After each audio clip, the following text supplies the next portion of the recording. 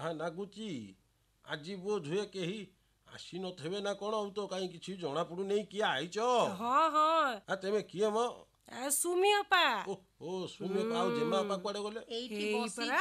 ବସିଛ ମୁଁ ଦେଖୁଛି ନବଘନ ଭାଇ ମତେ ଖୋଜୁଛନ୍ତି କି ନାଇଁ। ଖୋଜିଲି ଆଉ ଖୋଜୁ ନେଇ କ'ଣ ମ ଭାଇ ମୋର ଗୋଟେ ଜିନିଷ ତୁମକୁ ମାଗିବାର ଥିଲା। ମତେ ହଁ ତମେ ହଁ କ'ଣ କହୁନ ମୋର ଯୋଉ ଖତ ନେଇଥିଲ ହୁଁ। ବିଲରେ ପକେଇଲ ହୁଁ ମତେ ଗୋଟେ ଜିନିଷ ଦବ। କ'ଣ କଣ? ହଁ ବାଦାମ। ବାଦାମ ସବୁବେଳେ ତମେ ମାଗୁଥଲ ହଁ। ଏଇ ଦେଖ ଆଜି ଜେମା ଦେଇ ମାଗିଲେଣି ବୁଝୁଥା। ନା ମ ବୁଝିବି କ'ଣ ଥିଲେ ନବ ସେଥିରେ କିଛି କଥା ନାହିଁ ଭାଇ ହଁ ଠେଲେ ନବ ହୁଁ। ତୁମେ ଏଇ କଥା କହିଲେ ମୁଁ ବୁଝିଯିବି। ଆଉ ଭାଇ ଆମର ଦବା ଲୋକ ନା ଦେବେ ଦେବେ ଦେବେଟି? ଆଉ ତୋର ଦେଖ ବିଶ୍ୱାସ ହଉଛି? ଦେଖ ଥରେ ମାଗିକି ହଉ ଅପେକ୍ଷା ଥରେ କଲି ଆଉ। କହିସାରିଲେଣି ତମେ ଗଲା କଥାକୁ ନବଉଛ ଯେ ମୁଁ ଗୋଟିଏ ଜିନିଷ ବୁଝିବାର ଥିଲା କୋଉ କଥା? ଯୋଉ ଜେମା ଅପା ହୁଁ ତମ ନାତୁଣୀ ହୁଁ ହଁ ଏଇ ସ୍କୁଲ ଯାଉଛି ହଁ ଯାଉଛି। ତା ପାଠ ସାଠ ଠିକ୍ ଠାକ୍ ଚାଲିଛି ହଁ ହଁ ଆଉ ତାର ତ ଯାହା କିଛି ଆବଶ୍ୟକ ପଡ଼ୁଥିବ ତମେ ଦଉଥିବ ହଁ ହଁ ଦଉଛି। ନୁହଁ ହଁ କନ୍ୟା ରତ୍ନ କରିବା ଯତ୍ନ ଯଦି ଯତ୍ନ ସହକାରେ ତାକୁ ପାଳିବି ଆଗାମୀ ଦିନରେ ସିଏ ଭଲ କରିବ। ହଁ ସବୁ କାମ ଯଦି ତମେ କରିବ ଆଉ ବାପା ବୋଉ କ'ଣ କରିବେ? ତା ବାପା ବୋଉ କ'ଣ ହାତ ଗୋଡ଼ ଯାକି ବସିଛନ୍ତି ନା କ'ଣ? ଆଉ ଜମିରେ ଖଟୁଛନ୍ତି। ଆଚ୍ଛା ଆଉ ଯୋଉ ଗୋଷ୍ଠୀ କରିକି ବୋହୁ ଆଚାର ବଡ଼ି ପାମ୍ପଡ଼ କେତେ ଜିନିଷ କରୁଛି। ଆଉ ତାହେଲେ ଏତେ କଥା ଅଛି ଆଉ ଯତ୍ନ ସହକାରେ ଯଦି ଆମେ ତାକୁ ପାଳିଥିବା ତାହେଲେ ରତ୍ନଟିଏ ହେଇକି ସେ ବଢୁଥିବ। ହଉ ତମ କଥା ଠିକ୍ ଯେ ମୁଁ ଜାଣିବାକୁ ଚାହୁଁଥିଲି କ'ଣ ଆମ ବିଶୁନିଆ ଖଟୁଛି ତମେ ଗଲା ଘର ସଂସାର ଜଞ୍ଜାଳକୁ ସବୁ ବୁଝୁଛ ଆଉ ପୁଅ ବୋହୂଙ୍କ କଥା ତ କହିଲ ସୁମି ଅପା ଆଉ ତେମେ ତ ବହୁତ ପାଠ ପଢିଛ ଏ ଜେମା ବାପା ନାତୁଣୀ ପୁଣି ପାଠ ସାଠ ଭଲରେ ପଢିବ ନା ନାଇଁ? ପଢିବ ନା ପାଠ ଦି ଅକ୍ଷର ନ ପଢିଲେ କିଏ ଆଜିକାଲି ଆଉ ପଚାରେ? ଭାଇ ଯେମିତି ପାଠ ବି ପଢିବା ଏ ଚାଷ ବାସ କ୍ଷେତ୍ରରେ ଆମେ ସେମିତି ମନ ଧ୍ୟାନ ଦେଇ ଚାଷ ନ କଲେ ଚାଷ ବି ଭଲ ହବନି। ଠିକ୍ ଆଉ ଠିକ୍ ସମୟରେ ଉପଯୁକ୍ତ ଆମର ମାଟି ପରୀକ୍ଷା କରି ମାଟି ପରୀକ୍ଷା ଏଇଟା ତ ହଉଛି ଉପଯୁକ୍ତ ସମୟ। ମାଟି ପରୀକ୍ଷା କରିବା ବିଲ ଚୟନ କରିବା ଭଲ ବିହନ ଗଣ୍ଡେ ପକେଇବା। ଭଲ ବିହନ ସୁମି ଅପା ମୁଁ ଏକଥା ମନେ ରଖିଲି। କ'ଣ? ଏକରେ ମୂର୍ତ୍ତିକା ଚୟନ ଦୁଇରେ ଭଲ ବିହନ ଚୟନ ଆଉ ଗୋଟେ କ'ଣ କହୁଥିଲ ଜେମା ବାପା? ଯଦି ଆମେ ଖତ ସାର ଦେଇ ଚାଷ କରୁଥିବା ବିଲ ଭଲ ରହିବା ସହିତ ଯୋଉ ଫସଲ ଗଣ୍ଡକ ଆମକୁ ମିଳିବ ସେ ଭଲ ଫସଲ। ମୋଟ ଉପରେ କଥା ହଉଛି ଏତିକି। କ'ଣ ମାନେ ଟିକେ ଶୁଣିଲେ ହବ ନା? ହଉ ତୁ ନେଇକି ବସିଲି। ଯୋଉ କ'ଣ ଆମ ଜେମା ବାପା ମୁଁ ଯୋଉ ତମଠୁ ଖତ ନେଇଥିଲି କ'ଣ ପାଇଁ ଜାଣିଛ? ବିଲରେ ପକେଇବା ପାଇଁ ନେଇଥିଲା। ଜୈବିକ ଖତ ଇଏ ହଉଛି ଆମ ମାଟିର ପ୍ରଥମ ଖାଦ୍ୟ ମାନେ ମାଟିକି ବଳୁଆ କରେ ମାଟିକି ଉର୍ବର କରିକି ରଖେ ଗୋବର ଖତ କଥା ନୁହଁ କି?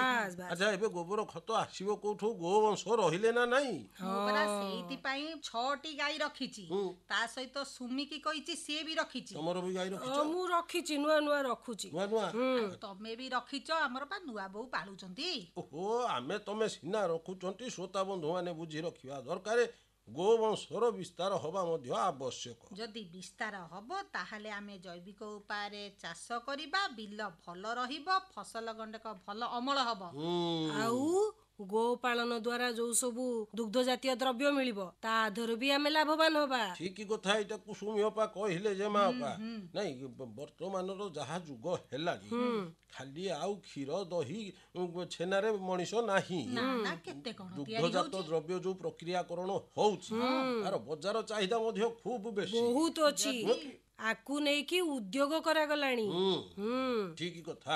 ତେଣୁ ମୂଳ ଜିନିଷ ହେଲା ଯତ୍ନର ସହକାରେ କାର୍ଯ୍ୟ କରିବା ନିଶ୍ଚିତ ଭଲ ଅମଳ ପାଇବା। କୃଷି ବିଶେଷଜ୍ଞଙ୍କ ଠାରୁ ପରାମର୍ଶ ନଉଥିବା ଜେମା ଅପା। କ'ଣ ହେଲା ଭାଇ? ନାଇଁ କ'ଣ ହବ ସୁମି ଅପା ଏ ସଞ୍ଜ ଘଡ଼ିରେ ତମର କିଛି ଦାୟିତ୍ୱ ଅଛି ବୋଲି ଜାଣିଛ ନା? ଅଛି ସଞ୍ଜ ବେଳ ବ୍ୟବସ୍ଥା ହେଇଛି ନା? ହେଇଛି ଜେମା ଅପା। ହଁ ବସିକି ଶୁଣିବା ତାପରେ କଥା ହବା। সত্যি এ জীব জীব বৃন্দাবনে যাই স্থান পাইব হে রাধা গোবিন্দ ଏହି ସୁଦୟା ମୁଠାରେ ଥିବ ହେ ରାଧା ଗୋବିନ୍ଦ ଦିବସେ ମରଣ ହେବ ଯମଦଣ୍ଡ ଆଉ ମୁକ୍ତି ନ ଦେବ ହେ ରାଧା ଗୋବିନ୍ଦ ଏହି ସୁଦୟା ମୁଠାରେ ଥିବ ହେ রাধা গোবিন্দ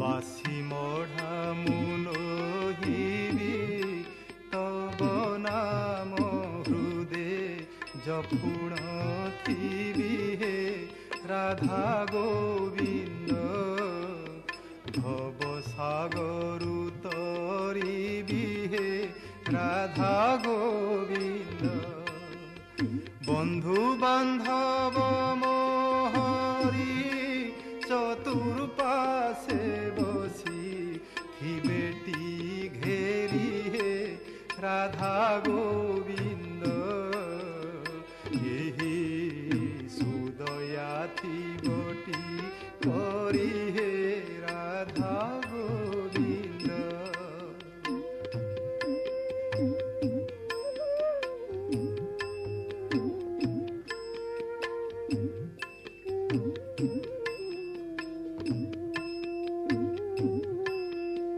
হরে কৃষ্ণ হরে রাম সেই নাম ধরি জীব জীবন হে রাধা গোবিন্দ এতিকি মো নিবেদন হে রাধা গোবিন্দ ହଉ ତାହେଲେ ତମେ କହୁଥିଲ କ'ଣ ନା ବାଦାମ ଦରକାର ତମର ହଁ ମୋର ଦିଟା ଦରକାର।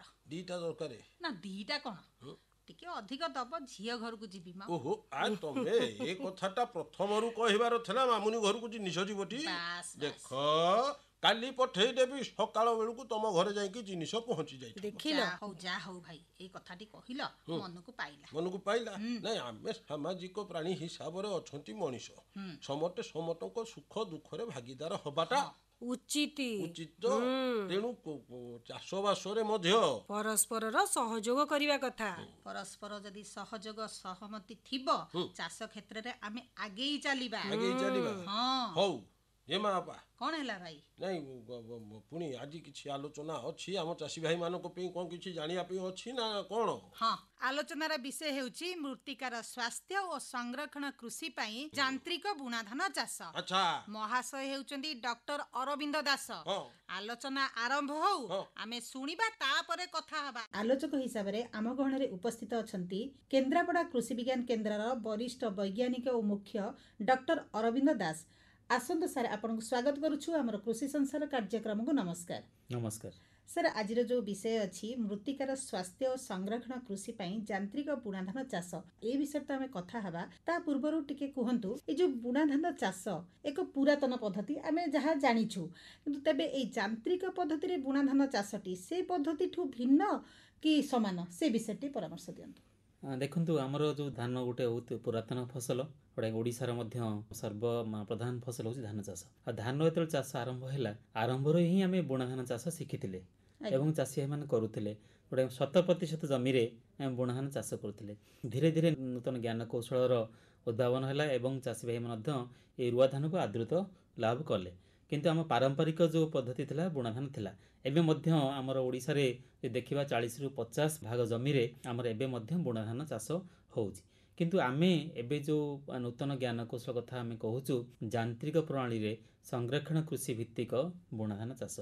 ତେଣୁ ଏଇ ଚାଷଟା ଆମର ପାରମ୍ପରିକ ବୁଣା ଧାନ ଟିକେ ଭିନ୍ନ ରହୁଛି ଏଇ ଦୃଷ୍ଟିରୁ ଯେ ଆମେ ଚାଷୀ ଭାଇ ଯେତେବେଳେ ହାତରେ ଯେ ଏଟାକୁ ବୁଣୁଛି ଛଟା ବୁଣା କରୁଛି, ଏଥିରେ ଆମେ ମେସିନ୍ ବା ଆମର ଯେଉଁ ବିହନ ଏବଂ ସାର ବୁଣା ଯନ୍ତ୍ର ମାଧ୍ୟମରେ ଆମେ ବୁଣାଟାକୁ ଧାଡ଼ିରେ ବୁଣିବା। ଏବଂ ଏଥିରେ ମଧ୍ୟ ଯେଉଁ ପାରମ୍ପରିକ ପଦ୍ଧତିରେ ଯେଉଁ ମାନେ ବେଉଷଣ କରୁଛନ୍ତି ଘାସ ବାଛିବା ପାଇଁ, ମାଟିକୁ ହାଲକା କରିବା ପାଇଁ, ଗଛ ମୋଟା ଥିଲେ ତାକୁ ପତଳା କରୁଛନ୍ତି, ଏଥିରେ ସେଇ ବେଉଷଣ ଦିଆଯିବ ନାହିଁ। ତା ବଦଳରେ ଆମେ ଘାସ ନିୟନ୍ତ୍ରଣ କରିବା ପାଇଁ ବେସିନ୍ ବ୍ୟବହାର କରିବା ବା ଯନ୍ତ୍ର ବ୍ୟବହାର କରିବା, କିମ୍ବା ଆମେ ମଧ୍ୟ ଘାସ ନିୟନ୍ତ୍ରଣ ଯେଉଁ ବିଷ ଅଛି ତାକୁ ପ୍ରୟୋଗ କରି ଆମେ ନିୟନ୍ତ୍ରଣ କରିପାରିବା। ତେଣୁ କେତେକ ପଦ୍ଧତିରେ ଆମେ ଏଟାକୁ ଉନ୍ନତି ଲାଭ କରିଛୁ, ଯେଉଁଟାକି ପାରମ୍ପରିକ ବୁଣାଧାନ ଅପେକ୍ଷା ଏଇଟା ହେଉଛି ଉନ୍ନତ ପଦ୍ଧତି। ଆଉ ଗୋଟେ କଥା କୁହନ୍ତୁ, ଏଇ ଯୋଉ ପଦ୍ଧତି କେଉଁ ଚାଷୀମାନେ ଅବଲମ୍ବନ କରିପାରିବେ ବର୍ତ୍ତମାନ ସମୟରେ? ବିଶେଷ କରି ଆମର ଉପକୂଳ ଅଞ୍ଚଳ ଚାଷୀମାନେ ଯେଉଁମାନେ ବୁଣା ଧାନ ଚାଷ କରନ୍ତି, ସେମାନେ ଶୁଖିଲା ମାଟିରେ ଶୁଖିଲା ବିହନ ବୁଣିଥାନ୍ତି, ଯେଉଁଟାକି ଆମର ମନସୁନ୍ ଆସିବା ପୂର୍ବରୁ ହିଁ ବୁଣିଥାନ୍ତି। ଆମେ ମୌସୁମୀ ଆମ ଓଡ଼ିଶାରେ ପ୍ରବେଶ କରୁଛି ଜୁନ୍ 10ରୁ 15 ଭିତରେ, ତା ପୂର୍ବରୁ ସେମାନେ ବୁଣିଥାନ୍ତି ଏବଂ ତାକୁ ସିଏ ବର୍ଷା ହେଲା ପରେ ସେଟା ଗଜା ହୁଏ, ତାପରେ ମୋଟାରେ ସେମାନେ ପକାଇଥାନ୍ତି ବିହନ। ଏକରକୁ ପ୍ରାୟ 40-50 କେଜି ବିହନ ସେମାନେ ବ୍ୟବହାର କରନ୍ତି। ତେଣୁ ଗଛ ସଂଖ୍ୟା ବହୁତ ଥାଏ, ସେଥିପାଇଁ ସେମାନେ ତାକୁ ବଳଦ ମାଧ୍ୟମରେ ହେଉ କିମ୍ବା ଆଜିକାଲି ଟ୍ରାକ୍ଟର ଆଉ ପାୱାର ଟିଲର ମାଧ୍ୟମରେ ହଳ କରି ତାକୁ ପତଳା କରିଥାନ୍ତି, ମାଟି ମଧ୍ୟ ହାଲକା କରନ୍ତି, ବେଉଷଣ କରନ୍ତି ସେମାନେ। ତେଣୁ ଏଇ ଯେଉଁ ଚାଷୀ ମାନେ କରୁଛନ୍ତି, ଏଥିରେ କ'ଣ ହୁଏ ନା ଅଧିକ ସେମାନେ ଖର୍ଚ୍ଚାନ୍ତ ହୁଅନ୍ତି ଏଇ ଯେଉଁ ବେଉଷଣ କରିବା ମାଧ୍ୟମରେ ଏବଂ ଯେଉଁ ଘାସ ନିୟନ୍ତ୍ରଣ କରିବା ପାଇଁ ବହୁତ ଖର୍ଚ୍ଚ ଥାଏ। ତେଣୁ ଏଇ ଯେଉଁ ଆମର ପଦ୍ଧତି, ଆମେ ଯେଉଁ ନୂଆ ପଦ୍ଧତି କରୁଛୁ, ଏଇ ଚାଷୀମାନେ ବିଶେଷ କରି ଉପକୃତ ହେଇପାରିବେ ଯେଉଁମାନେ ପାରମ୍ପରିକ ପଦ୍ଧତିରେ ଖାଲ ଜମିରେ ଶୁଖିଲା ବୁଣା କରିକି ବୁଣା ଧାନ ଚାଷ କରୁଛନ୍ତି। ଏବଂ ତା ଛଡ଼ା ମଧ୍ୟ ଆମେ ମଧ୍ୟ ଅନୁମୋଦନ କରୁଛୁ ଯେଉଁମାନେ ରୁଆ ଧାନ ଚାଷ କରୁଛନ୍ତି, ଯାହା ପାଖରେ ଜଳସେଚନର ନିଶ୍ଚିତତା ଅଛି, ସେମାନେ ମଧ୍ୟ ଏଇ ଯାନ୍ତ୍ରିକ ପ୍ରଣାଳୀରେ ବୁଣା ଧାନ ଚାଷ କରିବା ମଧ୍ୟ ତାଙ୍କ ପାଇଁ ମଧ୍ୟ ଏଇଟା ଫାଇଦା ହେବ ବା ସେମାନେ ଲାଭ ଅଧିକା ପାଇପାରିବେ। ଏଇ ଓଡ଼ିଶାରେ ଚାଷୀମାନେ ଅଧିକାଂଶ ରୁଆ ପ୍ରଣାଳୀରେ ଚାଷ କରିଥାନ୍ତି, ବର୍ତ୍ତମାନ ସେମାନେ ଏଇ ଯାନ୍ତ୍ରିକ ପଦ୍ଧତିରେ ବୁଣା ଧାନକୁ ଆଦୃତ କରିପାରିବେ କି ସେମାନେ? ହଁ, ନିଶ୍ଚିତ ଭାବରେ ଆମେ ଯେଉଁ ଗବେଷଣା କରିଛୁ, ଗବେଷଣା ଦେଖାଯାଇଛି ଯେ ରୁଆ ଧାନ ଚାଷ କରୁଥିବା ଚାଷୀଙ୍କ ବିଲରେ ମଧ୍ୟ ଆମେ ପରୀକ୍ଷଣ କରିଛୁ। ଯଦି ସେମାନେ ପରିବର୍ତ୍ତନ କରୁଛନ୍ତି ରୁଆରୁ ବୁଣାକୁ, ସେଠି ମଧ୍ୟ ସେମାନେ ଅମଳ ଯେତିକି ରୁଆରୁ ପାଉଥିଲେ ସେତିକି ଅମଳ ମଧ୍ୟ ପାଉଛନ୍ତି, କେତେକ ଅଧିକା ମଧ୍ୟ ଅମଳ ପାଇଛନ୍ତି। ଯାନ୍ତ୍ରିକ ପଦ୍ଧତିରେ ବୁଣା ଧାନରେ ଅଧିକ ଲାଭ ହେଉଛି ଯେ, ଆଉ ଗୋଟେ ଭଲ କଥା ହେଉଛି ଏଥିରେ ଖର୍ଚ୍ଚ କମ୍ ହୋଇଥାଏ। ଆପଣ ରୁଆ ଧାନରେ ଯେଉଁମାନେ ଚାଷୀ କରୁଥିବେ ଜାଣିଥିବେ, ଆପଣଙ୍କର ରୋଇବା ପାଇଁ ତଳି ଦରକାର, ତେଣୁ ତଳି ଘର ପ୍ରସ୍ତୁତି ହେବ। ତଳି ଯଦି କାଦୁଅ ମାଧ୍ୟମରେ କରୁଛନ୍ତି, କାଦୁଅ ପାଇଁ ପାଣି ଦରକାର, କାଦୁଅ ପାଇଁ ମଜୁରୀ ଦରକାର। ରୋଇବା ଧାନକୁ ତଳିକୁ ଉପାଡ଼ିବେ, ପୁଣି ତାକୁ ରୋଇବେ, ଏଇ ଯେଉଁ ମାଧ୍ୟମରେ ବହୁତ ଖର୍ଚ୍ଚ ହେଇଥାଏ। ଆଜିକା ଦିନରେ ମଧ୍ୟ ଏଇ ଶ୍ରମିକ ଅଭାବ ଏଇଟା ଗୋଟେ ଗୁରୁତ୍ୱପୂର୍ଣ୍ଣ ସମସ୍ୟା ଚାଷୀଙ୍କ ସାମ୍ନାରେ। ଖର୍ଚ୍ଚ ବଢ଼ିବା ସହିତ ମଧ୍ୟ ଗୋଟେ ମୁଣ୍ଡ ବ୍ୟଥା ହେଇଥାଏ ଯେ ମିଳେ ନାହିଁ ଠିକ୍ ସମୟରେ।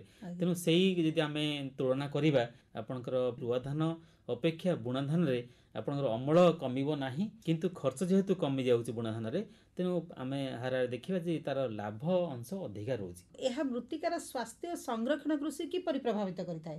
ହଁ, ଏଇଟା ଗୋଟେ ଆମେ ବିଶେଷ ଯେଉଁଟାକି ଆଜିକାଲି ଆମେ ତା ଉପରେ ଗୁରୁତ୍ୱ ଦେଉଛନ୍ତି ଯେ ମୃତ୍ତିକାର ସ୍ୱାସ୍ଥ୍ୟ ଆଉ ହେଉଛି ଆମର ସଂରକ୍ଷଣ କୃଷି। ତେଣୁ ଏଇଟା ଆମେ ଯଦି ମୃତ୍ତିକାକୁ ଠିକ୍ସେ ଉତ୍ତମ ସ୍ୱାସ୍ଥ୍ୟ ନ ରହୁଛି, ତାହେଲେ ଆଗାମୀ ପିଢ଼ିର ଯେଉଁ କୃଷି କରିବେ, ଚାଷୀମାନେ କରିବେ, ତାଙ୍କୁ ସେତିକି ଅମଳ ପାଇପାରିବା ନାହିଁ, ଗୋଟେ ଚିରନ୍ତନ କୃଷି ଦିଗରେ ଆମେ ଅଗ୍ରଗତି କରିପାରିବା ନାହିଁ। ତେଣୁ ସଂରକ୍ଷଣ କୃଷି ଯେତେବେଳେ ଆମେ କହୁଛନ୍ତି, ସଂରକ୍ଷଣ କୃଷିରେ ଆମର ବିଭିନ୍ନ ଯେଉଁ ପ୍ରାକୃତିକ ସମ୍ପଦ ରହୁଛି ତାର ସଂରକ୍ଷଣ କରିବା, ଆମର ମାଟିର ସଂରକ୍ଷଣ କରିବା, ଜଳର ସଂରକ୍ଷଣ କରିବା, ଶକ୍ତି ବ୍ୟବହାର ହେଉଛି ଇନ୍ଧନ ଶକ୍ତି ହେଲା ଅନ୍ୟ ଶକ୍ତି, ତାର ସଂରକ୍ଷଣ କରିବା, ବାୟୁମଣ୍ଡଳ ସଂରକ୍ଷଣ।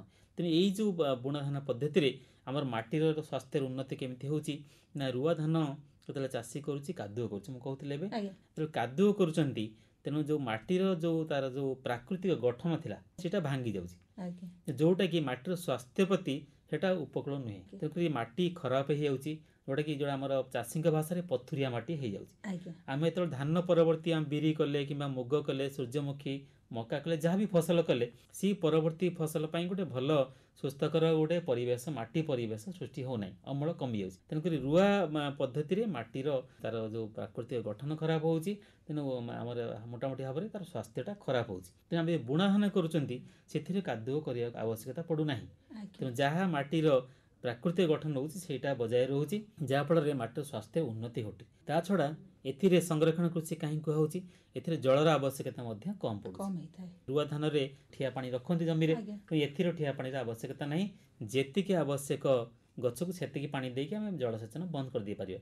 ତେଣୁ ପାଣିର ମଧ୍ୟ ଖର୍ଚ୍ଚ କମିଯାଉଛି, କାଦୁଅ ସମୟରେ ପାଣି ଅଧିକ ଦରକାର ପଡ଼ିଥାଏ, ଏଥିରେ କାଦୁଅ ହେଉନି, ତେଣୁ ପାଣିର ଖର୍ଚ୍ଚ ମଧ୍ୟ କମ୍। ତା ଛଡ଼ା ଇନ୍ଧନ ଖର୍ଚ୍ଚ जेहेतु ट्रैक्टर हल करे केज व्हील लगे हल करंतु रोटावेटर लगाए से अधिका इंधन खर्च होता है तेणु इंधनर मध्य खर्च कमिगला माने डीजेल रो व्यवहार होची तार खर्च कमिला एवं ता सहित जो परिवेश दूषित होता इंधन प्रयोग फल सेटा मध्य आमे कम करदे पारे तेणु यहाँ संरक्षण कृषि एक दिग एवं ता सहित रुआ धान आपण मैंने जानी समस्ते जे विश्व स्तर में आलोचना होची धान वायुमंडल को अधिक जो मिथन गैस निर्गत करुच्ची जोटा कि वायुमंडल उत्तप्त करता जोटा कहते ग्रीन हाउस गैस बा सबुज गृह बाष्प सेटा गोटे मिथेन गोटे हूँ सेटा गोटे गुरुत्वपूर्ण बाष्प जोटा कि वायुमंडल उत्तप्त करता है तेणु यही जो रुआ धान चाष कले कादुआ हेले सेठू बेसी मिथेन बाहर थाए किंतु आम बुणा धान चाष कर प्राय 10 ରୁ 15% पर्यंत आमर ये जो मिथेन निर्गतटा कमी जाए तेणु से हिसाब से आमर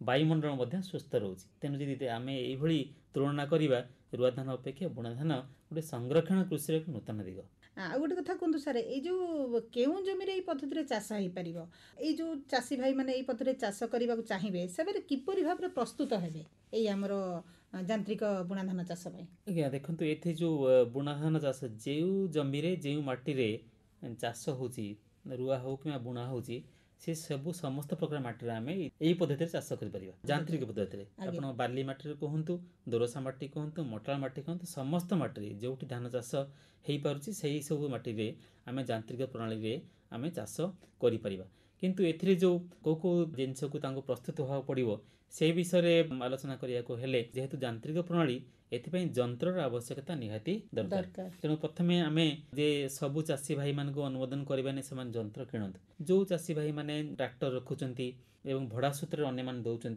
से आम उपदेश दू से सार विहन बुणा यंत्र से रखु से अन्य चाषी को भड़ा सूत्र देकी बुणा कार्य सहायता करंतु जंत्र को आप ठिकाना करा पड़ो जो कौटी जंत्र अच्छी निकट तो कि सेवा प्रदानकारी ट्रैक्टर जो मैंने एग्रो सर्विस सेंटर अच्छी कि कृषि विभाग पाखे जंत्र अच्छी कि कृषि विज्ञान केन्द्र जो जंत्र थी सेटा को आप ठिकाना करूँ क्या पाखे अच्छी जंत्रटा को आमको फास्ट ताको चयन करा पड़ो तापर आम जो जमी चाष करवा से जमीटा समतुल हवा निहात दरकार जमी समतुल हेले विहन बुणा यंत्र विहन बुणव आप ठीक गभीर सबु जगार पकड़ समतुल भाव समान भाव में पड़ो से आम नूतन ज्ञान कौशल हिसाब से लेजर लैंड लेवलर व्यवहार कर जोटा कि सी पूरा आपंकर जमी घर भितर आम चटाणटा प्लेन नौची सेमती प्लेन करदेव पानी जब गोटे जगह पकड़े सी पानीटा जी आप स्लोप न दौरान सी कुआड़े मारिकी जीवन से जगार तेणुक यही समतुल हेले ही आप मेसीनटा ठीक से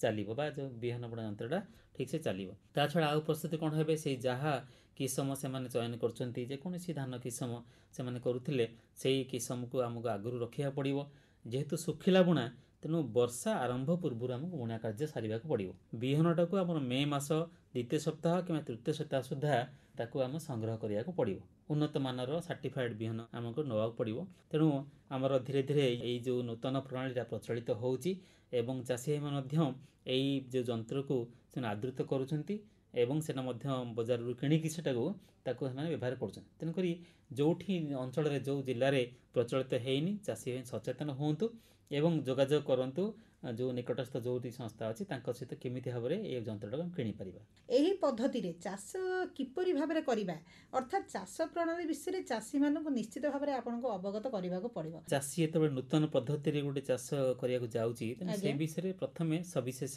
ज्ञान कौशल जाना पड़ो आम संपूर्ण ज्ञान न नहीं आरंभ करदे मझे आम हैरान होता से भली चाष आम करवा ना तेणु आरंभ आप ये ज्ञान नवाक पड़ो जहाँ पाखे अच्छी जो मैंने करूँ निकटस्थ चाषी भाई जब कर आम से ज्ञान करें आमको गोटे मनस्थ करा पड़ो जे मु नूतन पद्धति करी मनोबल को सुदृढ़ करा पड़ो जे यही जिनस हो सारापर तापर आम जंत्र जो व्यवहार करुँ साधारणतः ये जो विहन गुड़ा जंत्र आम अनुमोदन करुँ को आम मल्टी क्रॉप प्लांटर कहुच्छे मल्टी क्रॉप माने विभिन्न प्रकार फसल विहन यही जंत्र द्वारा आम बुणी पार सेटा हूँ जोटा कि विहन और सार बुण जंत्र कहते मल्टी क्रॉप प्लांटर कहुच्छी से इनक्लाइन प्लेट सिस्टम थाए जो थी कि कप मेकानिजम मध्यम ସେଟାକୁ ମଞ୍ଜିଟା ବୁଣାଯାଏ। ଯଦି ଚାଷୀ ଭାଇ କୌଣସି ଯାଇକି ବଜାରରେ କିଣିବାକୁ ଚାହୁଁଛି ତାହେଲେ ଏଇ ମେସିନ୍ଟାକୁ କିଣିବାକୁ ପଡ଼ିବ, ମଲ୍ଟି କ୍ରପ୍ ପ୍ଲାଣ୍ଟର, ଯେଉଁଟାକି ଆମର ବିହନ ଓ ସାର ବୁଣା ଯନ୍ତ୍ର। ତେଣୁ ଏଇ ଯେଉଁ ଯନ୍ତ୍ର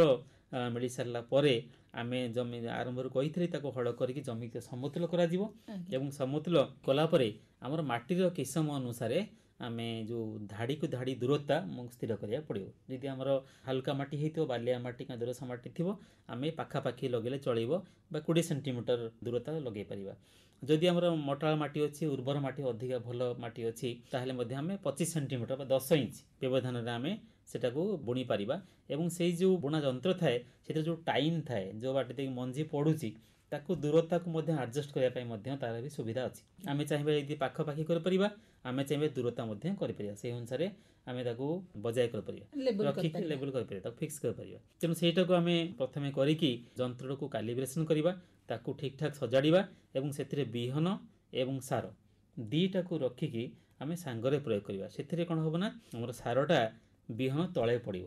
ଆମର ଯେଉଁ ବିଜ୍ଞାନ ଅନୁସାରେ ଯଦି ବିହନ ଉପରେ ସାର ପଡ଼ୁଛି ତାହେଲେ ଗଜା ହେବାରେ ସେଟା ବାଧାପ୍ରାପ୍ତ ହେଇଥାଏ। ତାହେଲେ ଆଗେ ସାର ପଡ଼ିବ, ଆଗ ତଳେ ସାର ପଡ଼ିବ, ତାପରେ ବିହନ ପଡ଼ିବ। ସେଇ ଯନ୍ତ୍ର ଆପେ ଆପେ ପକେଇବ ସେଟା। ଆଜ୍ଞା, ସେଟା ଆମେ ଯନ୍ତ୍ରରେ ସେଇ ଅନୁସାରେ ବିହନ ଦେଇଥିବା ଆଉ ସାର ଦେଇଥିବା। ତା ସାର ପାଇଁ ଅଲଗା ତାର ଜାଗା ଅଛି ଏବଂ ବିହନ ପାଇଁ ଅଲଗା ଜାଗା ଅଛି। ଆଜ୍ଞା, ତେଣୁ ଯେଉଁ ଜାଗାରେ ସାର ରହିବା ଦରକାର ସେଇ ଜାଗାରେ ସାର ରଖିବ, ସେଇ ବକେଟରେ ଯେଉଁଠି ବିହନ ରହିବା ପାଇଁ ଜାଗା ଅଛି ସେଠି ବିହନ ରଖିବ। ତାପରେ ଆମେ ଏଟାକୁ ବୁଣା ହେଲା, ବୁଣିଲା ପରେ ବୁଣା ହାଣ୍ଡାର ଗୋଟେ ସମସ୍ୟା ଥାଏ, ଯେହେତୁ କାଦୁଅ କରାଯାଉନି ତେଣୁ ଘାସ ଆସିବାର ସମ୍ଭାବନା ବହୁତ ଅଧିକା ଥାଏ। ଘାସ ସମସ୍ୟାଟା ସବୁଠୁ ବହୁଳ ସମସ୍ୟା, ଯେଉଁଥିପାଇଁ ଚାଷୀ ବେଉଷଣ କରନ୍ତି। କିନ୍ତୁ ଯେହେତୁ ଆମେ ଏଇ ପଦ୍ଧତିରେ ବେଉଷଣ ଅନୁମୋଦନ କରୁନାହୁଁ, ତେଣୁ ଘାସକୁ ଆମକୁ ନିୟନ୍ତ୍ରଣ କରିବାକୁ ପଡ଼ିବ। ତେଣୁ ଘାସ ନିୟନ୍ତ୍ରଣ କରିବା ପାଇଁ ଆମେ ଘାସ ତୃଣନାଶକ ବା ଘାସ ବିଷକୁ ପ୍ରୟୋଗ କରିବାକୁ ପଡ଼ିବ। କେତେବେଳେ ତାକୁ ଆମେ ପ୍ରୟୋଗ କରିବା? ତାକୁ ଆମେ ଯେତେବେଳେ ବୁଣିଦେଲେ ଆମର ଦୁଇଟି ସମୟରେ ଆମେ ପ୍ରୟୋଗ ହୋଇଥାଏ ଯେଉଁଟା ଘାସ ବିଷ। ଗୋଟେ ହେଉଛି ବୁଣିବାର 3 ଦିନ ଭିତରେ। ଆଜି ଯଦି ବୁଣିଲେ, ଆଜି ହେଉଛି ପ୍ରଥମ ଦିନ, କାଲି ଦ୍ୱିତୀୟ ଦିନ, ତାପରେ ତୃତୀୟ ଦିନ, ଏଇ 3 ଦିନ ଭିତରେ ଆମେ ବୁଣିବାକୁ ପଡ଼ିବ। ଏଇଟାକୁ ଆମେ ପ୍ରି ଏମର୍ଜେନ୍ସି କୁହାହେଉଛି। ଦ୍ୱିତୀୟ ଯେଉଁ ସମୟ ହେଉଛି ଏଟା ହେଉଛି ପୋଷ୍ଟ ଏମର୍ଜେନ୍ସି ବା ଗଜା ହେବାର 15ରୁ 20 ଦିନ ଭିତରେ। ଏଇଟା ସମୟଟା ହେଉଛି ଏଟା ପୋଷ୍ଟ ଏମର୍ଜେନ୍ସି କୁହାହେଉଛି। ମାନେ ପତ୍ରରେ 15ରୁ 25 ଦିନ ଭିତରେ ସେଇଟା 2ରୁ 3 ପତ୍ର ଯେତେବେଳେ ଘାସ ଦେଇଥିବ ସେଇ ସମୟରେ ପ୍ରୟୋଗ କଲେ ସେଇଟା ପ୍ରଭାବଶାଳୀ ହେବ। ତେଣୁ ପ୍ରଥମେ ଯେଉଁ ଆମେ ପକେଇବା, ଆମେ ବିହନ ବୁଣିଦେଲେ ଯଦି ବର୍ଷା ଶୀତ ଜମି ହେଇଥିବ, ବର୍ଷା ଉପରେ ନିର୍ଭର କରୁଥିବ, ଯେଉଁଦିନ ବର୍ଷା ହେଲା ସେଇଟା ଆମେ 1 ଦିନ ଧରିବା ଶୁଖିଲା ବୁଣା ସମୟରେ। ଯାହା ଫଳରେ ଜଳସେଚନ ଥିବ ସେ ବୁଣି ସାରିଲା ପରେ ସାଙ୍ଗେ ସାଙ୍ଗେ ଜଳସେଚନ ପ୍ରୟୋଗ କଲା, ଆମେ ସେଇଟା 1 ଦିନ ହେଲା, ତାପରେ 3 ଦିନ ଭିତରେ ଆମକୁ ଏଇ ଯେଉଁ ଘାସ ବିଷଟାକୁ ପ୍ରୟୋଗ କରିବାକୁ ପଡ଼ିବ। ସେଇ ବିଷର ମୁଁ ନାଁ କେତେଟା ଦୁଇଟା ନାଁ କହିଦେଉଛି। ଗୋଟେ ହେଉଛି ଆମର ପେଣ୍ଡିମେଥାଲିନ୍, ସେଇଟା ମଧ୍ୟ ଚାଷୀମାନେ ଜାଣିଥିବେ। ସେଇ ପେଣ୍ଡିମେଥାଲିନ୍ ଆମର ଏକର ପ୍ରତି 1 ଲିଟର 250 ମିଲିଲିଟର ହିସାବରେ ଆମେ ସେଟାକୁ ପ୍ରୟୋଗ କରିବା, ଜମିରେ ପ୍ରୟୋଗ କରିବା ବୁଣିବାର 3 ଦିନ ଭିତରେ। କିମ୍ବା ଯଦି ପେଣ୍ଡିମେଥାଲିନ୍ ବଜାରରେ ଉପଲବ୍ଧ ହେଲା ନାହିଁ, ପାଇରାଜୋ ସଲଫ୍ୟୁରିନ୍ ନାମରେ ମଧ୍ୟ ଗୋଟେ ବିଷୟ ଆସୁଛି, ଯେଉଁଟାକି ଆମର ଏକର ପ୍ରତି 80 ଗ୍ରାମ ହିସାବରେ ତାକୁ ଆମେ ପ୍ରୟୋଗ କରିପାରିବା। ତେଣୁ ଏଇ ଯଦି ଦୁଇଟି ଘାସ ଦୁଇଟାକୁ ଏକା ସାଙ୍ଗରେ ଦେବେ ନାହିଁ, ଏଇଟା କିମ୍ବା ଆରଟା, ଯେଉଁଟା ଗୋଟିଏ ପ୍ରୟୋଗ କରିବା। ଏଇଟା କଲେ ଏଥିରେ ପ୍ରାୟ ଆମର ଘାସ, ସରୁ ପତ୍ର ଘାସ, ଚଉଡ଼ା ପତ୍ର, ମୁଥା ଏଇସବୁ ନିୟନ୍ତ୍ରଣ ହେଇଯିବ। ଯଦି ବା ଆମର ବେଶୀ ବର୍ଷା ହେଇଗଲା, ଘାସ ବିଷା ମିଳିଲା ନାହିଁ, ତାହେଲେ ପରବର୍ତ୍ତୀ ସମୟରେ ମଧ୍ୟ ଆମେ ପୋଷ୍ଟ ଏମର୍ଜେନ୍ସି ଯେଉଁଟା କହୁଥିଲି, ଘାସ ଯେତେବେଳେ 2ରୁ 3 ପତ୍ର ଅବସ୍ଥାରେ ହେଇଯିବ ସେହି ସମୟରେ 15ରୁ 25 ଦିନ ଭିତରେ ଘାସ ଆସିଲେ ଆମେ ଅଲଗା ବିଷ ପ୍ରୟୋଗ କରିବା।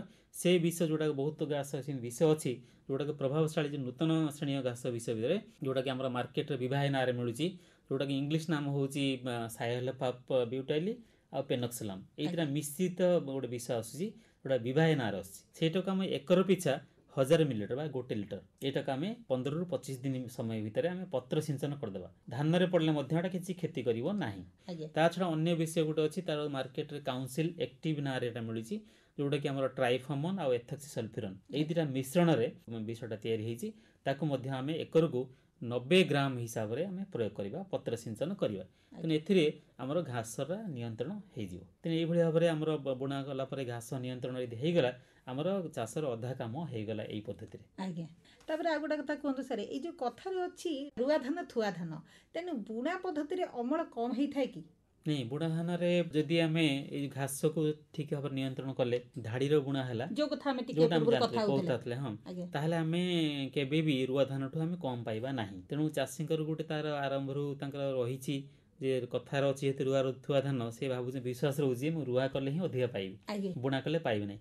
କିନ୍ତୁ ଆମେ ଚାଷୀଙ୍କ ବିଲରେ ହିଁ ବିସ୍ତୃତ ଅଞ୍ଚଳରେ ପ୍ରଦର୍ଶନ କରିକି ଆମେ ଦେଖାଉଛୁ, ଏଟା ପରୀକ୍ଷା କରି ଗବେଷଣା କରି ଦେଖିଛୁ ଯେ ଏଥିରୁ ବୁଣା ଧାନରେ କୌଣସି ଉପାୟରେ ମଧ୍ୟ ଆମେ ତାଠୁ କମ୍ ପାଇବା ନାହିଁ ଯଦି ପରିଚାଳନା ବ୍ୟବସ୍ଥା ଠିକ୍ ସେ କରୁଛନ୍ତି। ଆଜ୍ଞା ପରିଚାଳନା ଆମେ ସଠିକ୍ ବିହନ ବ୍ୟବହାର କଲେ, ତାକୁ ସଠିକ୍ ଧାଡ଼ିରେ ମାନେ ଦୂରତାରେ ଲଗାଇଲେ ଏବଂ ଘାସ ନିୟନ୍ତ୍ରଣ କଲେ, ତା ସାର ପରିଚାଳନା କରାହେଲା ଏବଂ ରୋଗ ପୋକ ପାଇଁ ଆମେ ସଚେତନ ହେଲେ, ତାହେଲେ ଆମର ରୁଆ ଧାନ ଭଳି ମଧ୍ୟ ଆମେ ଅମଳ ପାଇବା, ତାଠୁ ମଧ୍ୟ ଅଧିକା ପାଇପାରିବା ଏ ଧାନରେ। ଆଜ୍ଞା। ବୁଣା ଧାନ ମାନଙ୍କରେ ଆମର ରୋଗ ପୋକ କିଛି ଅଧିକ ଲାଗିଥାଏ କି ଏଇ ଆମ ଯାନ୍ତ୍ରିକ ବୁଣା ଧାନରେ? ଧାନର କିସମ ଅନୁସାରେ ଧାନର ପରିଚାଳନା ଉପରେ ନିର୍ଭର କରିଥାଏ ଏବଂ ବାୟୁମଣ୍ଡଳର ପାଗ ଉପରେ ନିର୍ଭର କରିଥାଏ। ଆଜ୍ଞା ତେଣୁକରି ଏଇ ଯେଉଁ ଯଦି ଆମେ ସବୁ ସମାନ ଥାଇକି ବାୟୁମଣ୍ଡଳ ତ ଆମେ ପରିବର୍ତ୍ତନ କରିପାରିବା ନାହିଁ, ଯଦି ସମାନ ଜାଗାରେ ଯଦି ରୁଆ ଧାନ ଏବଂ ବୁଣା ଧାନ ଅଛି, ଏଟା ଆମର ଗବେଷଣାର ଫଳାଫଳ କହୁଛି ଯେ ବୁଣା ଧାନର ଟିକେ ତାର ସହନଶକ୍ତି ଅଧିକା ଥାଏ, ଆଜ୍ଞା ରୋଗ ପୋକ ସହନଶକ୍ତି। ଆଜ୍ଞା ଆଉ ଯେହେତୁ ବୁଣା ଧାନ ସଅଳ ପାଚିଥାଏ, ଆପଣ ଯଦି ସମାନ କିସମ ଗୋଟେ କିସମ ସ୍ୱର୍ଣ୍ଣ ଧାନ ଗୋଟେ ଚାଷୀ ରୁଆ ଧାନରେ କରୁଛି ପଦ୍ଧତିରେ କରୁଛି, ଆଉ ସେଇ ସମାନ ସ୍ୱର୍ଣ୍ଣ କିସମକୁ ସେ ବୁଣା ଧାନରେ କରୁଛି ଆଜ୍ଞା ଏବଂ ସମାନ ସମୟରେ ସେ ଆରମ୍ଭ କଲା ଚାଷ କାର୍ଯ୍ୟ, ଦେଖିବେ ଯୋଉଟା ବୁଣା ଧାନ ଚାଷ ହେଇଥିବ 7ରୁ 10 ଦିନ ଆଗରୁ ଅମଳ ହେଇଯିବ। ଆଜ୍ଞା କାହିଁକି ସାର୍ ସେ ଏତେ ଶୀଘ୍ର ଅମଳ ହେଇଥାଏ? ସେଇ ବିଜ୍ଞାନ କହୁଛି ତାର ଯୋଉ ଗଛର ଫିଜିଓଲୋଜି ସେଇଭଳି ଆଡଜଷ୍ଟ ହଉଛି। ଯେହେତୁ ଆମେ ରୁଆ ଯେତେବେଳେ କରୁଛନ୍ତି ତଳାରୁ ଉପାଡୁଛନ୍ତି, ତଳି ଆଜ୍ଞା ଘେରାରୁ ଆଜ୍ଞା ଚେର ଛିଡି ଯାଉଛି, ପୁଣି ନୂଆ ଜାଗାରେ ସେଟାକୁ ତାକୁ ଲଗାଉଛୁ, ତାକୁ ସ୍ଥାନାନ୍ତରଣ ସମୟ କରୁଛୁ। ଲାଗୁଛି ତାକୁ ସେ ସମୟ ବଢିବା ଲାଗୁଛି ସେଇ ଜାଗାରେ ସେଟା ଖାପ ଖାଇବା ପାଇଁ। ଆଜ୍ଞା ତା ନୂଆ ଚେର ଦେବ, ସେଇ ମାଟିକୁ ସିଏ ଖାପ ଖାଇବ, ପରିବେଶକୁ ଆପଣ ରୋଇବାର 7 ଦିନ ଲାଗିବ ଗଛଟା ଛିଡ଼ା ହେବା ପାଇଁ, ନହେଲେ ବଙ୍କାଇକି ଥାଏ। ଆଜ୍ଞା ତେଣୁ ସେଇ ସମୟଟା ବଞ୍ଚି ଯାଇଥାଏ, ଯୋଉଥିପାଇଁ ଆପଣଙ୍କର ସମୟ ବଞ୍ଚିଯାଏ, ଚାଷୀକୁ ଫାଇଦା ହୁଏ। ରବି ଫସଲ ଗୋଟେ କରିବ ଯଦି ସୋରିଷ କରୁଛି, ସୋରିଷ ପାଇଁ ସମୟ ଗଡ଼ିଯାଏ, ଯେତେ ବିଳମ୍ବ ହେଇଯିବ ସୋରିଷ ଅମଳ କମିଯିବ। ତେଣୁ ସୋରିଷ ପାଇଁ ଯଦି ଚାଷୀ କରୁଥିବ ତାହେଲେ ଫାଇଦା ହେବ ଏଠି, ତାକୁ 7ରୁ 10 ଦିନ ଆଗରୁ ଧାନ ପାଚିଗଲା ଏବଂ ସେ ଜଲ୍ଦି ହିଁ ତାକୁ ଫସଲ ପରବର୍ତ୍ତୀ ସମୟ ଲଗେଇ ପାରିବ। ଆମେ ଯୋଉ କଥା ହଉଥିଲେ ରୋଗ ବିଷୟରେ, ରୋଗ ବି କମ ରୋଗ, ହଁ ରୋଗ କଥା କହୁଥିଲି ଯେ ରୋଗ ବହୁତ ରୋଗ ମଧ୍ୟ ଯେତେ ବିଳମ୍ବ ହେବ ରୋଗ ଅଧିକା ଆସିଥାଏ। ଆଜ୍ଞା ଆପଣ ଗୁଣ୍ଡି ପୋକ ହେଲା, ଅନ୍ୟାନ୍ୟ ପୋକ ହେଲା, ସେଟା ବିଳମ୍ବ ଯେତେ ହେଉଥିବ ଧାନ ବିଳମ୍ବ ସମୟରେ ସେମାନେ ଆସନ୍ତି।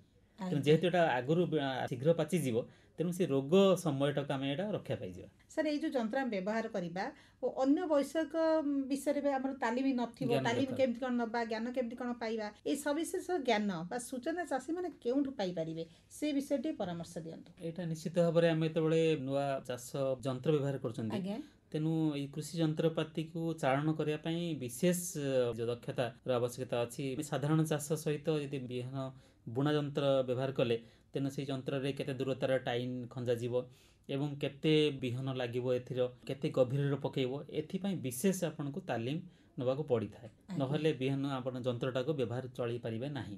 ତେଣୁ ଏଥିପାଇଁ ଆମର କୃଷି ବିଜ୍ଞାନ କେନ୍ଦ୍ର ମାନ ରହିଛନ୍ତି ଏବଂ ଅନ୍ୟାନ୍ୟ ବିଭାଗ ମଧ୍ୟ ସେମାନେ ସହାୟତା କରୁଛନ୍ତି, ଯୋଉଥିରେ ଆମର ଜିଲ୍ଲା ସ୍ତରରେ ମଧ୍ୟ ଆମେ ମାଷ୍ଟର ଟ୍ରେନର ସୃଷ୍ଟି କରୁଛୁ। ଯେଉଁ ଚାଷୀ ଭାଇମାନେ, ଯୁବକ ଚାଷୀମାନେ ଙ୍କୁ ମଧ୍ୟ ତାଲିମ ଦିଆଯାଏ କେନ୍ଦ୍ରରେ, ସେମାନେ ଯାହା ପାଖରେ ଏଇ ଯେଉଁ ଯନ୍ତ୍ର ଅଛି ଉପଲବ୍ଧ ଅଛି ସେଇ ଯନ୍ତ୍ରକୁ ସେମାନେ ଚାଳନ କରନ୍ତି, ଯେମିତି ଟ୍ରାକ୍ଟର ଚାଳକ ଅଛନ୍ତି ସେଇଭଳି ଭାବରେ ମଧ୍ୟ ଏଇ ଯେଉଁ ବିହନ ବୁଣା ଯନ୍ତ୍ରକୁ ବ୍ୟବହାର କରିବା ପାଇଁ ମଧ୍ୟ ଆମେ ଟ୍ରେନର ଆମେ ସୃଷ୍ଟି କରୁଛୁ, ବା ଯେଉଁମାନେ ଅନ୍ୟମାନଙ୍କୁ ସହାୟତା ପ୍ରଦାନ କରିପାରିବେ।